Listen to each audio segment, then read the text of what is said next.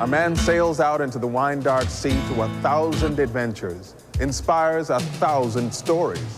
Revisit the mother of all epics, the Odyssey. Homer's hero takes on the world, overcoming fate to return home. His tale speaks to anyone with a destiny, a road to travel. Let it speak to you. I'm Andre Brower. Begin the Odyssey, next on TLC's Great Books Festival. Ignition, Flight. Roger. Clock start, Flight. Roger. Roger, so all English. Roger. Okay, battle has... Men have been embarking on Odyssey since the dawn of civilization. Okay, we're going one, Captain. In 1970, Captain James Lovell, commander of the ill-fated Apollo 13 mission, named his command module Odyssey. I decided to look up the definition of Odyssey, and it was indeed a long voyage with many changes of fortune. That it was, in spades. Houston, we've had a problem. We've had a main B bus undervolt. You see an AC bus undervolt there, guide? The granddaddy of all Odysseys comes to us from 1,000 years before Christ. Translated to film in this old Kirk Douglas movie, it is the story of a mythical Greek warrior named Odysseus and his search for home. Together with its companion poem, the Iliad, they form Western literature's first action-adventure story, written by the man we call Homer.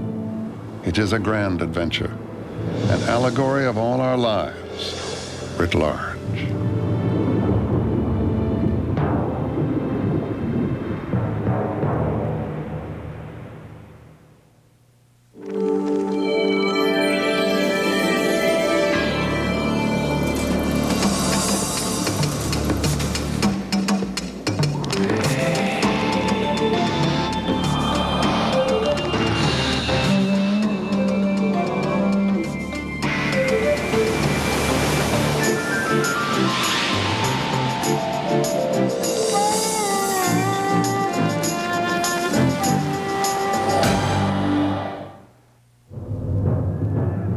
We first meet Odysseus in the Iliad, during one of the most famous wars in history, the Trojan War. We think the actual war happened, if it happened at all, around 1200 BC. It is in the Iliad that we read of Helen of Troy, the face that launched 1,000 ships, and the Trojan horse, which taught us to beware of Greeks bearing gifts, or gifts bearing Greeks. The warriors of the Iliad have left a legacy from the sublime to the ridiculous. Achilles can be found in medical books. Ajax is on every supermarket shelf. Names and images that have survived 3,000 years. These are the first stories we have in the West. And that means that if they're to last, and they have lasted for so long, they must be about virtually everything. Every time you pick up one of those stories, you're on the edge of talking about something archetypal, something that's always with us, something that's wonderfully generalized. The Iliad focuses on the archetype of one sort of hero, Achilles. Powerful, straightforward, and terrifying, the professional soldier. It tells of Achilles' great hubris, or pride, his destructive rage when that pride is injured, and finally his death at the hands of Paris. But the most complex hero of the Iliad goes on to star in the Odyssey. Odysseus, whom the Romans called Ulysses, was a different kind of hero. Odysseus was a draftee, brave, bold, a liar, and very, very human. You may remember that James Joyce wrote his great work, Ulysses, based on Homer, and when he was asked why he did it, he said it was because Ulysses was the only complete man in literature. He said that the other great figures in literature are not complete. Hamlet was not a complete man, nor any of the other figures who play a leading role in literature. But in Ulysses, we see the person who was canny, courageous, devious, full of love and hate, and ready to face all challenges. The descendants of Odysseus are legion. We meet them today in action-adventure heroes like Indiana Jones. Odysseus has fought long and hard at Troy on behalf of his ally, King Agamemnon. When that brutal war is over, Odysseus is eager to return to his beloved wife, Penelope, and to reassert himself as the head of the kingdom of Ithaca. The Odyssey is about that return trip. It is also an extended lesson in decorum. The main moral code governing human action in the Odyssey, it is this code of the protection of the stranger, of hospitality, of looking after people who turn up in your country. And it's a system, too. It's a system in which you don't do it just out of pure good-heartedness. Someday you may be in his country and you expect that he will return all the gifts you've given him. The same basic rules of hospitality persist today, but mostly as the polite conventions of, say, a dinner party. The guest gets fed. In return, he entertains the host. But back when civilization was just beginning to take hold, an offer of a meal could mean the difference between survival and death. If you are going to travel around on an Odyssey, there are no motels you can stop at, and there is the bargain of the give and take of hospitality. So there is the practical aspect of it. And then there is the moral aspect of it, which appears not only in Greek literature, but in practically every religious literature in the world, of the idea that you must be hospitable to people, you must take people in, you must share what you have. And it's made very explicit in the Odyssey. The return trip can be looked at as a series of tests, each one of which Odysseus has to pass to reach home. Odysseus' adventures, if we see them as tests, are much larger versions of the kinds of crises and problems and issues and adventures to which each of us is subject over the course of life. And we see him as someone confronted with problems which are really so much more intense than the ones you and I would ever experience. The voyage from Troy back to Ithaca should have taken Odysseus about 2 weeks. Instead, it took 10 years. What became a very bad trip started with a host's poor manners and a hero's mistake. A big mistake. After all, Odysseus was an epic hero. He and his crew came ashore on the island of the Cyclops in search of food, and find themselves unwanted guests in the cave of a Cyclops named Polyphemus. The wary Odysseus introduces himself using an alias, No Man.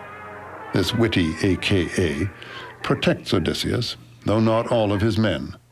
Instead of having dinner served as they expected, some of them are served as the main course.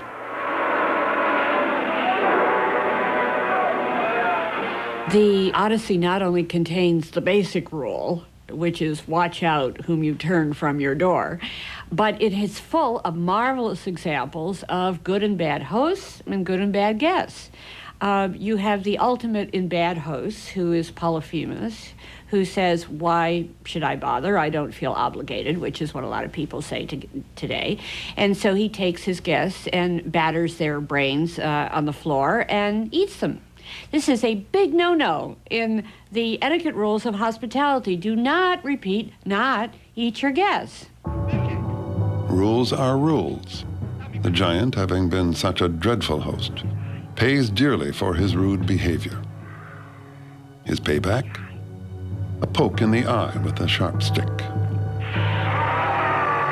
Odysseus has triumphed. The Greeks liked this story for a number of reasons. First of all, it pitted a wily, clever Greek against a monster who was bigger and stronger, and yet the Greek wins out over him because he's so intelligent. When initially Polyphemus, having been blinded and running out of his cave in rage and in anger, and in trying to get the guy who did him in, who has told him up to this point, my name is No Man, and it's a play, but Polyphemus doesn't get it. He's too dumb. But Odysseus wouldn't be Odysseus if he chose to be remembered as no man. And in fact, we wouldn't be sitting here talking about him if that's all he had said.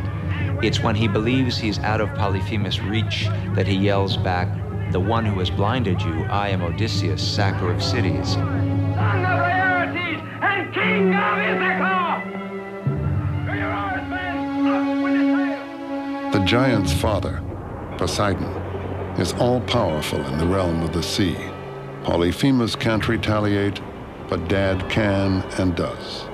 Poseidon consigns Odysseus to wander the sea and will send him through many a dangerous test.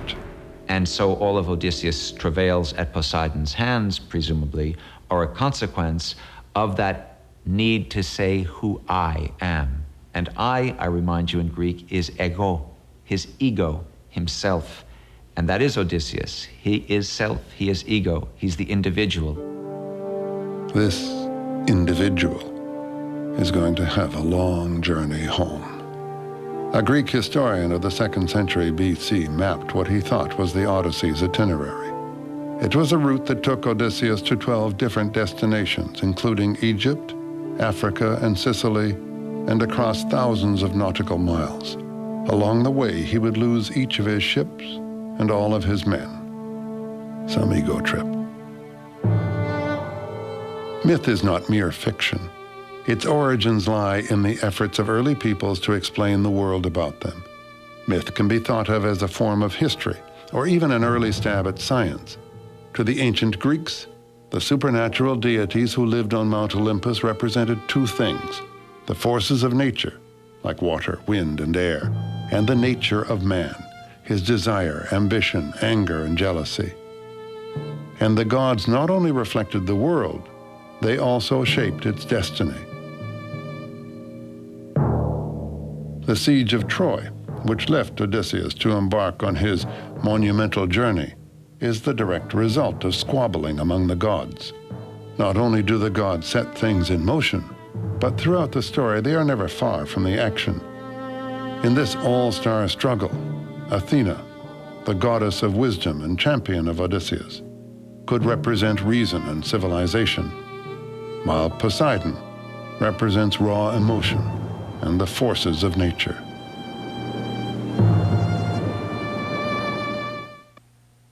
Feel the power of the Great Books Festival all weekend on TLC. Of an Odyssey as a long trip, a series of wanderings, a journey filled with adventure and hardships.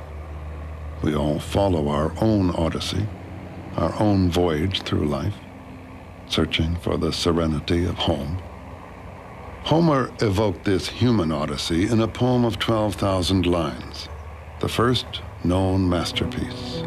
Sing to me of the man, Muse, the man of twists and turns, driven time and again off course once he had plundered the hallowed heights of Troy.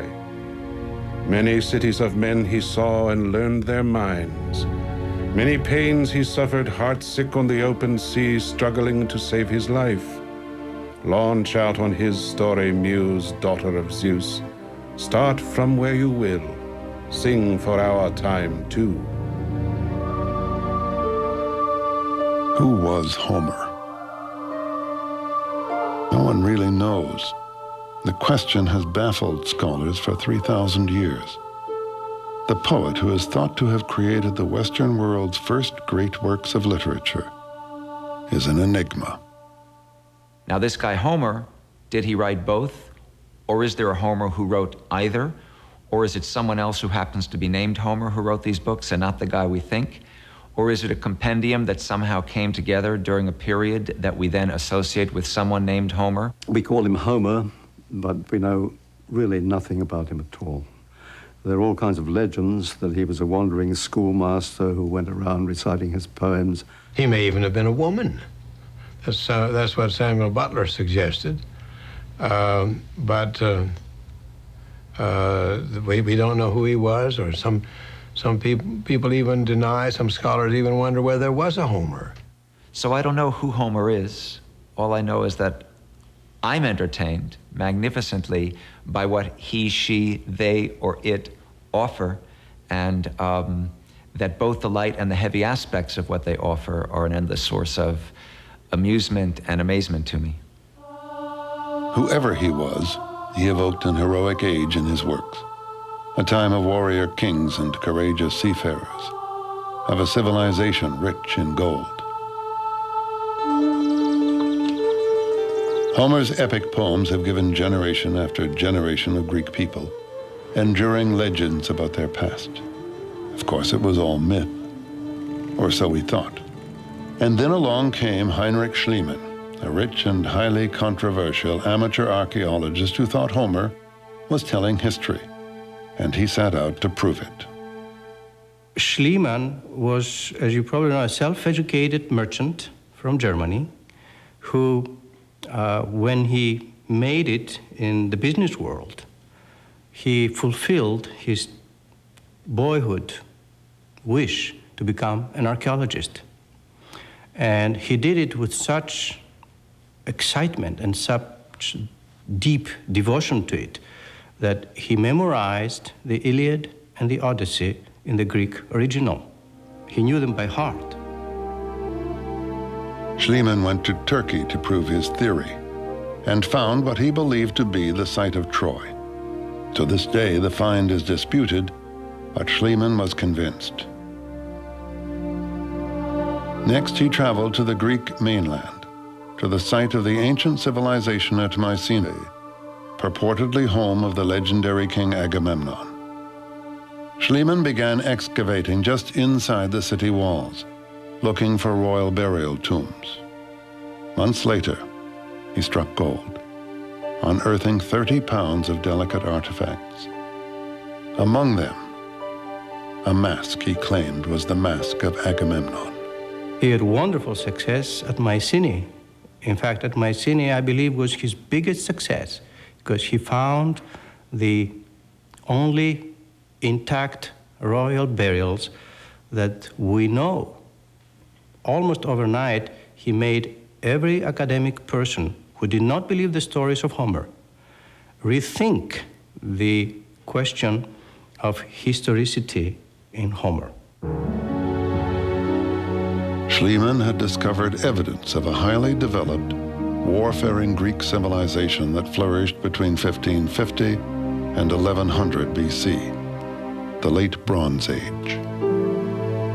At the height of their influence, the Mycenaeans were established in what is now Sicily, Turkey, Egypt, and northern Greece. It was a rich and powerful civilization, but it ended abruptly. We aren't sure why. We only know that by the end of the 12th century BC, the Mycenaean world had disintegrated. Even its primitive alphabet, what we call Linear B, was lost. The experts suggest invasion, famine, or disease, perhaps a revolt. Some think economic decline inspired Mycenaean marauders to raid other lands and cities, and that the Trojan War might actually have been just 10 years of plunder. In any case, the storied fall of Troy coincided with the splintering and death of the Mycenaean Empire. There followed 4 largely unrecorded centuries, 400 years of darkness. What legends survived did so through a system of oral storytelling. Bards who memorized the tales added their own spin and sang them to audiences all over Greece. The rhythms and structure of music no doubt served as aids to the memorization of thousands of lines of poetry. The word is what ties us to the past, and of course, long before there was writing, mothers were talking to their children, and that was the beginning of the oral tradition. And the oral tradition, which was perpetuated by the bards, was something that that preserved the essence of the story and allowed embellishment to meet the expectations of every particular audience. We think Homer lived in the 8th century BC, 300 to 400 years after the collapse of Mycenae, when Greece was emerging from its long night. He was the greatest of a long line of bards, the one who took countless variations on the ancient legends and coalesced them into one great masterwork. It may be hard to imagine now, but Homer must once have wowed his audiences with poetry set to music that probably sounded something like this. O that Odyssey megalitora endonet et men alloye factis klekathemenos en faba. For the next great Greek civilization, the Greece of Socrates and Plato, history began with Homer's poem about a war at Troy. The poems taught this disparate and often warring group of peoples and city-states the exploits of their heroes and the wisdom of their culture. Greek authors quoted them much as moderns quote the Bible and Shakespeare. Like the later legends of Roland and Arthur, the Iliad and the Odyssey were literally nation-building myths. Homer might, with more than poetic justice, be called the father of his country. No alphabet had survived those dark centuries between Mycenae and Homer's Greece. It was in his lifetime, we think, that Greeks began to adapt the alphabet of Phoenician traders. Some believe Homer himself may have written his poems down on papyrus. All we can say for sure is that someone did, but papyrus decomposes, and the poems had to be repeatedly copied, often from decaying originals. The stories began to vary widely. Finally, in the 3rd century BC, 500 years after Homer's death, a definitive copy was made by Greek scholars in the great library at Alexandria. This version would continue to be recopied in Roman times and down through the Middle Ages. TLC's Great Books Festival continues at the Library of... After years at sea, Odysseus wants desperately to get home, but Poseidon keeps him from succeeding. Beset by troubles, he lands at the island of the sorceress, Circe. His men behave badly at her table, and she turns them into pigs. The god Hermes has given Odysseus a potion that makes him immune, and instructs him to sleep with the beautiful witch so that she will return his crew to human form. Well, I always found it, beautiful and haunting, the magical aspect. But it's funny, too, that Circe turns these men into swine, but not because she's a malicious witch, but because in a way she's dispensing justice. They behave terribly at her table, and in a way she's just metaphorically realizing their inner swine, I guess we'd call it nowadays. In a way, they had it coming, and even as a child, I relished that part. The sirens may be the more, if you're talking about the seductive vamp, they seem, I guess they're trying to shipwreck these guys. That seems more abstract malice, whereas Circe would seem to be making a sort of crusader's point. But Circe is only one of several women Odysseus encounters in his wanderings. Women are very important in the poem.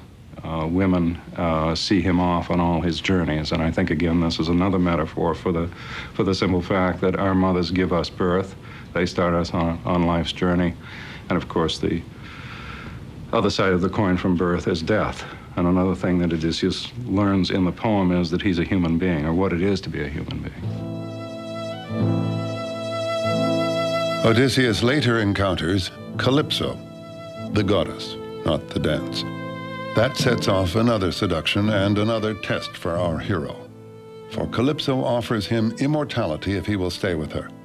But immortality isn't all it's cracked up to be. By the way, Calypso's name in Greek means barrier or concealer. What Odysseus is offered is a vegetable existence, a symbolic death. He rejects it, but he either can't or isn't in any hurry to leave, which may say something about our hero. He spends a year with Circe. He spends a year wining and dining and sleeping with this magnificent goddess. Now, it's true. Because of who he is, he was able to rescue his men. But then, his men and he would have been there forever if they hadn't finally griped sufficiently to say, all right, all right, all right. And now he wants to leave. He spends 7 years with Calypso before we find him on the beach weeping about wanting to go home to Penelope. So those are sides of him which I don't find so admirable. I can't say that if I were in his boots, I would do any differently, but I still don't find it admirable. And so the message that Odysseus is getting is that he should live. He should not ask for immortality through fame or even immortality as the consort of a goddess lonely on an island, such as Calypso offers, but go home and live life and find good things in life and survive as a mortal person. And this is the choice he makes all the way through. I think when you recover from a bad romance, you also think of Circe, Calypso, you know, the vamp or the side trip on life's journey. And Penelope's in the background of the Odyssey at all times. She's at the end of the line. But there's a lot of forays and side trips in the Odyssey that makes it surprisingly modern. The Odyssey has been recreated as entertainment countless times. This silent film version was made in 1924, long before anyone thought of a character like Big Bird. During the Middle Ages, the works of Homer survived primarily in the monasteries, but the Renaissance resurrected him, and the first printed editions of Homer appeared in Florence in 1488. Soon they were available all over Europe. He was a hit again. His poetry has been translated from the Greek into every tongue imaginable, and he has inspired more than just the translators. Homer's the beginning of the epic tradition. Without Homer, I guess there would have been a Virgil, but he wouldn't have been as good. There would have been a Dante, but he wouldn't have been as good. There would have been a Milton, but he wouldn't have been as good. And so on, through Keats, through Tennyson, through James Joyce. That's where Homer goes. And that's why a whole literary tradition comes out of him, depends on him, and by the same token, is constantly bringing him back into life. More recently, Mark O'Donnell has brought him back to life, if only to get over him. Actually, Homer is the protagonist's homosexual lover in O'Donnell's latest novel. But the earlier Homer has an important place in this writer's intellectual universe, the Odyssey in particular. Well, the neat thing about the word Odyssey is it's entered our language as both the definition of the novel and the definition of life itself. That you say, oh, that was an Odyssey, whether you're talking about a long book or a crazy life. That's a sign of the Odyssey's power. First of all, that it's the first novel, and that's sort of primordial. Plus, you mix in the magic and the travel, and it gains quite a power and stature. And for my novel, which is a ridiculous farce about, you know, miscrossed romance in modern times, I thought it was cheeky of me to borrow from the greatest of novels for a loose model. But secretly, I also wanted to borrow some of its magic and mystery, because even in the craziest of farces, there's some of life's magic underlying. Even more than nation-building myths for the Greeks, Homer's works were the templates for the Western literary tradition. From the Iliad comes tragic drama. From the Odyssey, the novel. And the action-adventure hero has never died. Homer gives us two books and two kinds of hero. Which do we prefer? Achilles, who throws himself into the fray heedless of the outcome, or Odysseus, who schemes to win and survive? Indiana Jones is certainly one of the most popular heroes of today. All my little nieces and nephews know who he is. And he's more than creatures like Rambo or Arnold Schwarzenegger's Terminator, who are just mere brute force. He's like wily Ulysses in that he's got a PhD in archaeology, and he can not only, you know, dodge the arrows and steal the object, he can also recognize its value and appraise it for you.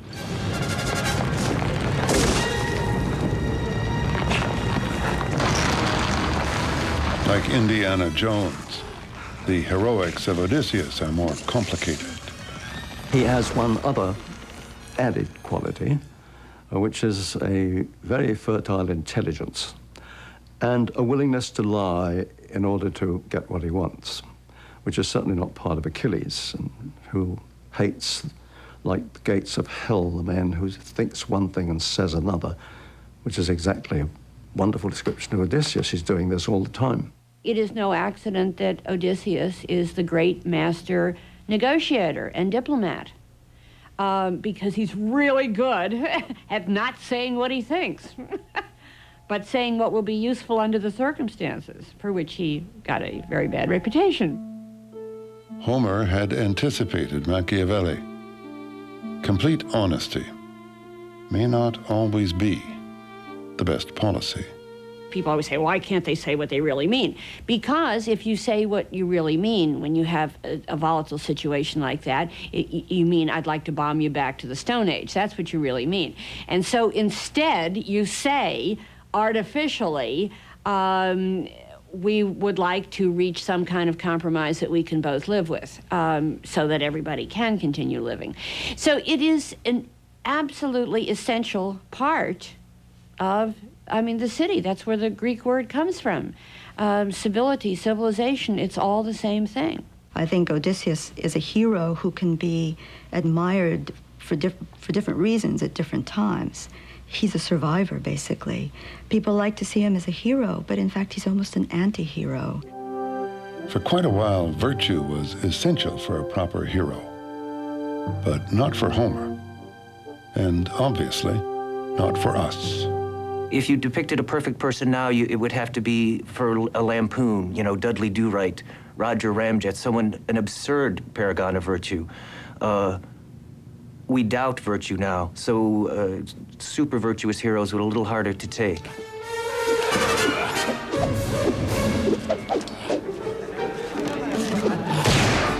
Still, we want our heroes to have a moral compass. We want them to try to do right.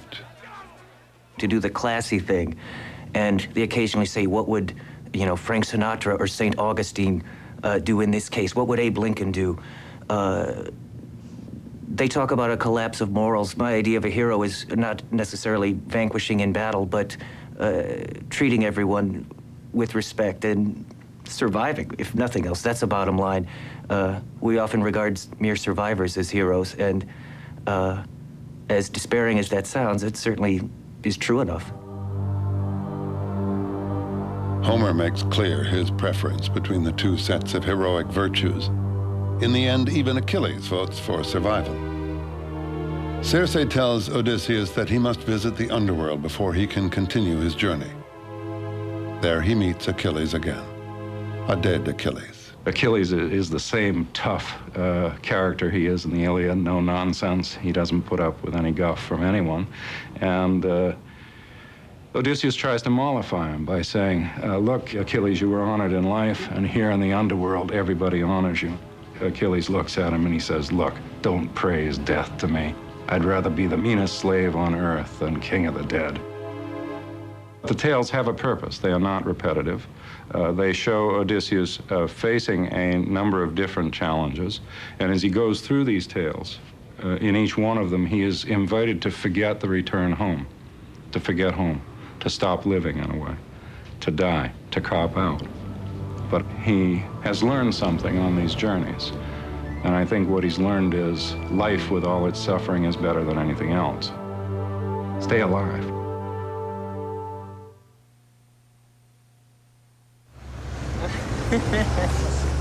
If it's shot on Kodak film and printed on Kodak paper,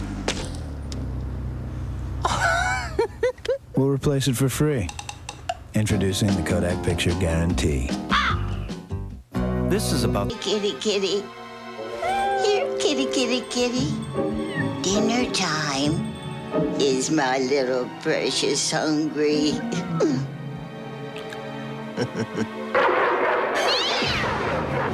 Nothing has more lives than a DuPont Stainmaster carpet. So for beauty that lasts, insist on the quality of Stainmaster. Come on, I'm innocent, I tell you. I was framed. Backed and warranted by DuPont. Come on, you know I love you. Of course I've got your picture. It's in my jean jacket, right next to my heart. If it's shot on Kodak film and printed on Kodak paper, we'll replace it for free. Introducing the Kodak Picture Guarantee. Let's make sure we don't blow the whole mission.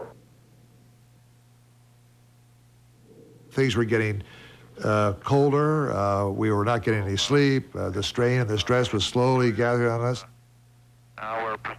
And of course, as we approached the moon, it got to be bigger and bigger and bigger. This is my second trip out there now, and you know, not to land was a real trial, a mental trial for me. For Apollo 13, the moon had become a place they had to pass by. Just as in the Odyssey, the adventurers had to pass by the seductive sirens in order to get home. And we looked down at those ancient old craters as we skipped across. There is a tremendous drawing power. Just 60 miles below, you know, we could land and walk on the surface of the moon. The siren song. Odysseus is told to stop up his ears against creatures whose beautiful song lures sailors to their death. He has himself tied to the mast, so he can both listen and resist. The sirens became aware of the sea-swift vessel running by them, wherefore they clearly sang to us their song. Hither, come hither, O much-praised Odysseus. Come to us, O glory of Achaea. Bring your ship to land so you may listen to our voices. Never yet has any man in a dark ship passed us by without lending ear to the honey-sweet music of our lips. To go away spirit-gladdened and riper in knowledge. We know all that comes to be on the much-nourishing earth. My heart desired to listen, and I told my companions to free me. They bound me in further bonds and constrained me more. Very similar to the Odyssey and Odysseus, being so close, instead of tied to the mast, we're tied to the spacecraft, our only means of getting home. What the sirens offered is one of the big questions. It's been a conundrum since antiquity. It was a question that the Emperor Tiberius asked his grammarians, and they didn't know how to answer it. We do get part of the answer in the Odyssey. The siren song is given in part, and the literary interpretation is that probably they offered knowledge of what had happened in the past and what would happen in the future. This is a great lure to Odysseus. T-9. Who wouldn't want knowledge? 6, 5, 4, 3, 2, 1, 0. Ignition. Ignition, flight.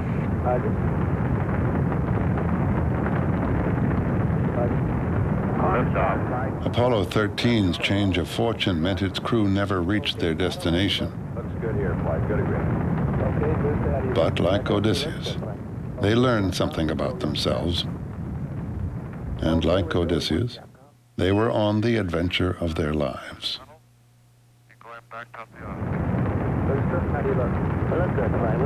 Okay, Fata. We're go, flight. Looks good here. I think we are all somewhat explorers. I mean, we all have that fascination about doing things, whether it's in our fantasy or whether we actually do things. Guidance. Go, guidance. We've had a hardware restart. I don't know what it was. Okay.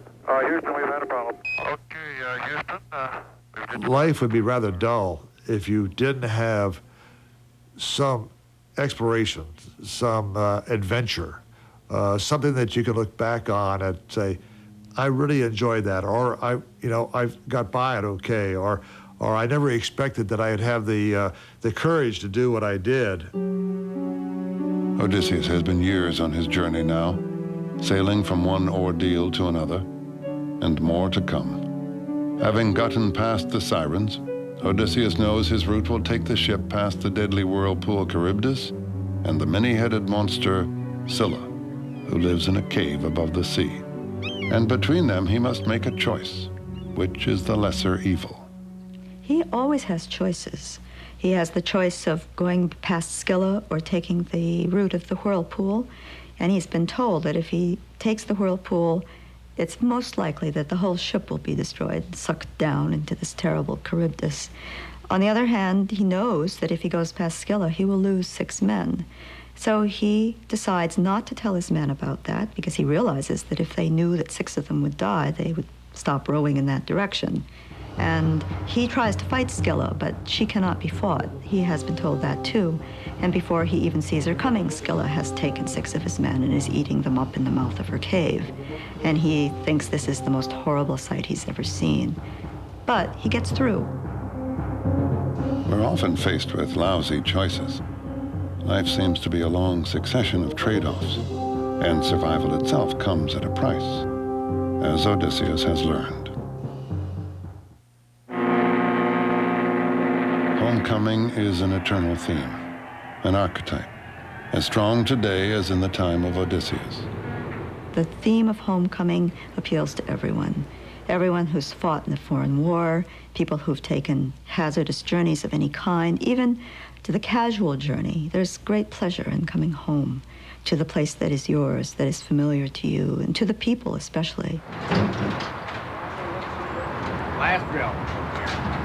Go for it, Don. These veterans of World War II gather often at a Northern Virginia hardware store to lend a helping hand and then trade stories of war and homecoming. I finally got home. My dad worked in a bakery shop, and I walked in the bakery shop, and he saw me, and he went up to his boss, and he said, "Bob's home." That's it. And we took off. It was the most pleasant thing you ever saw. Homecoming means coming back to the first dawn, to the first sounds, to the trees that you first saw. That is unforgettable. Whatever else you see, they don't replace them. So memory is what keeps you here. Between the Trojan War and the sea voyage, Odysseus has been away from the kingdom of Ithaca for 20 years. In the meantime, the young men of the kingdom have taken over his household. They are demanding that his wife, Penelope, give her husband up for dead and marry one of them. But Penelope has stalled them.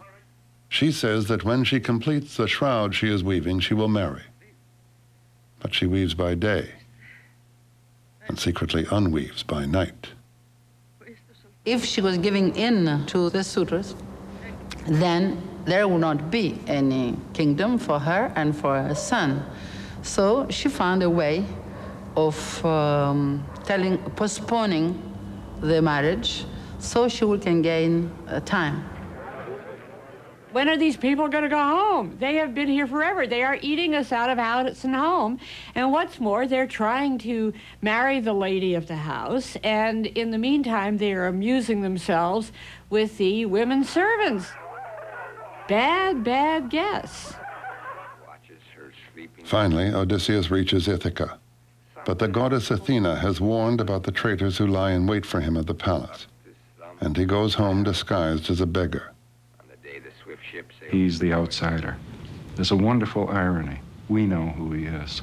We see the suitors doing things that they ought not to be doing to any beggar, but especially not to this beggar, because this beggar is the king, and he will, we know, reestablish himself. Alms for a child of misfortune. So there's a kind of tension that builds, and we wonder how Odysseus is going to achieve this, because he's all alone, one man against 100+ suitors. How's he going to do this? The queen! The besieged Penelope finally proposes a contest to the suitors. She will marry the man who can string the bow that belonged to her husband and shoot an arrow through a dozen axes.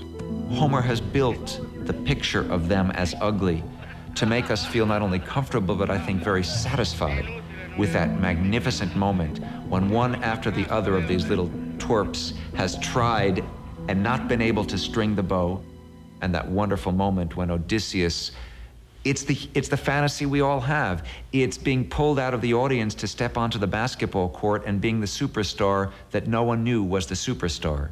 Odysseus, the beggar, suddenly stands up straight and strong, with ease strings the bow, bam, bam, bam. And man, is that satisfying to our baser and my baser and uglier instincts.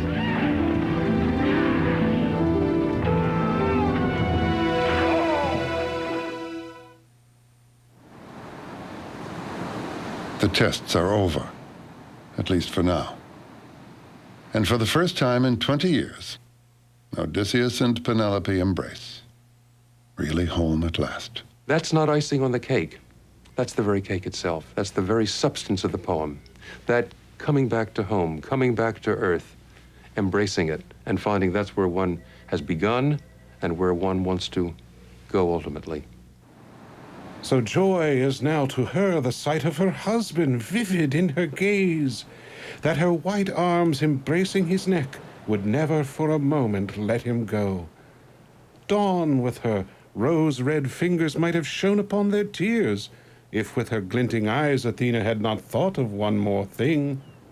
She held back the night, and night lingered long at the western edge of the earth, while in the east she reigned in the dawn.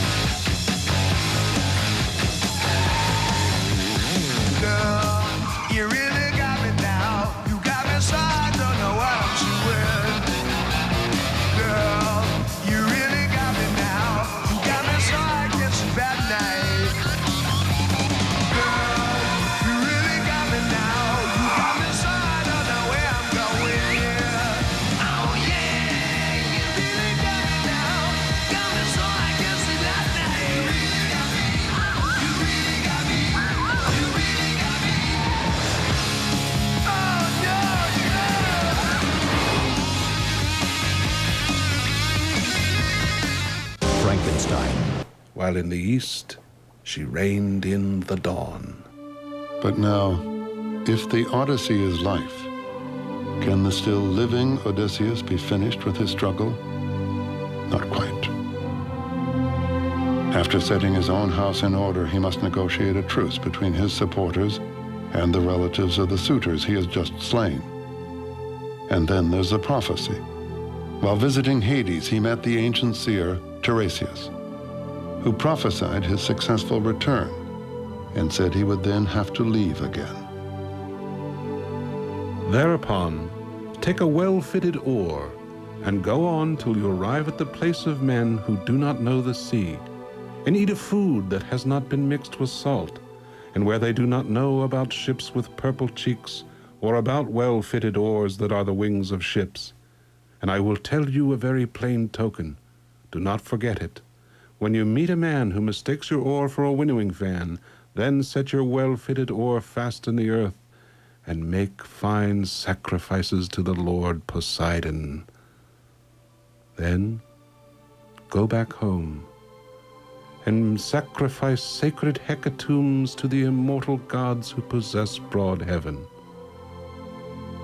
Far from the sea will death come ever so gently to your person, and slay you when you are worn out with sleek old age, and the people about you will be happy. Throughout the Odyssey, there has been the old philosophical conflict between fate and free will. The gods are stage managers of everything that happens, and yet Odysseus also owes his survival to his own cleverness and pluck. They created the role, but he acted it. The performance was all his. It's a little bit like when we finally arrive, we humans, we die. But what we all want, and what Odysseus above all has, is to be able to say, not only when he gets home, but when he's on his deathbed, man, I lived a life. And that's part of what makes him both such a rich source of entertainment and a kind of inspiration who on the grand scale is what each of us wants to be, even if we can only hope to do it on a smaller scale.